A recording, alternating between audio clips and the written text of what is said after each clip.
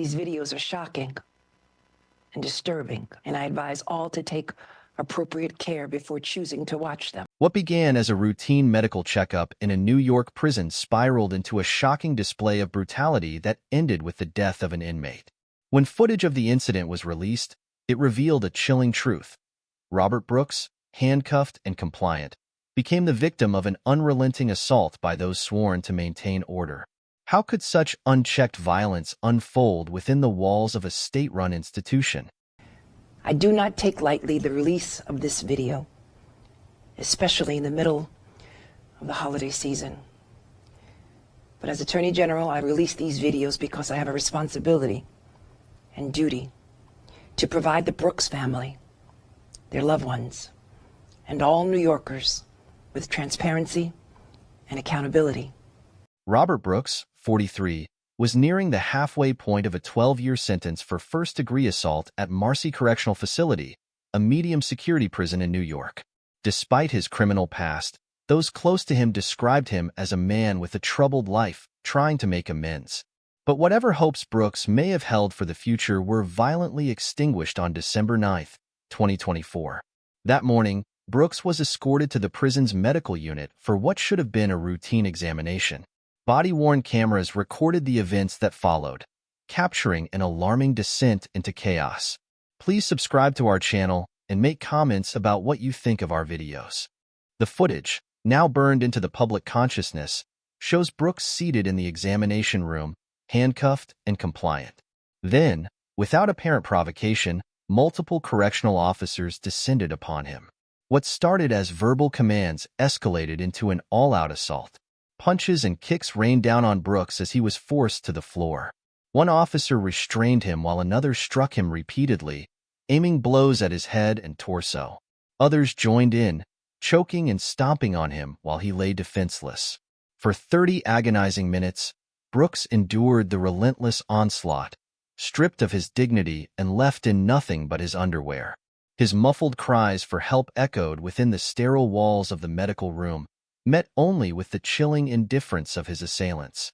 After the attack, Brooks was transported to Wynn Hospital in Utica, barely clinging to life. The damage inflicted was irreversible. The next day, December 10th, Robert Brooks succumbed to his injuries. Today, my office is releasing video from the investigation into the death of Mr. Robert Brooks.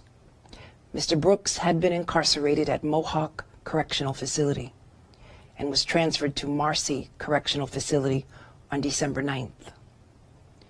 During the incident, he was handcuffed with his hands behind his back. He was pronounced dead at Wynn Hospital in Utica on December 10th. The preliminary autopsy was harrowing. Asphyxia due to compression of the neck. The tragedy marked yet another dark chapter in the long history of violence within America's correctional system. When the footage was released by the New York Attorney General's office, public outrage erupted. Advocacy groups, political leaders, and citizens demanded answers and accountability. Please subscribe to our channel and make comments about what you think of our videos. New York Governor Kathy Hochul took immediate action, directing the Department of Corrections and Community Supervision, DOCCS, to terminate 13 officers and a prison nurse involved in the incident. Meanwhile, the FBI's Albany field office launched an investigation into the case, exploring whether federal charges would be warranted. The Brooks family, devastated by the loss, has vowed to seek justice. I was there with Mr. Brooks' son and his father and his brother. They all watched the video as well, and I think it was just the overwhelming shock.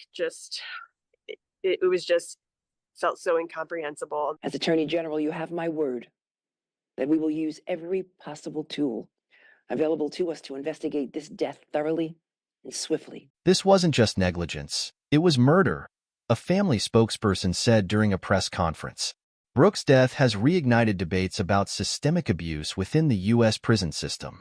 Advocacy groups argue that unchecked power and lack of oversight create an environment ripe for such atrocities.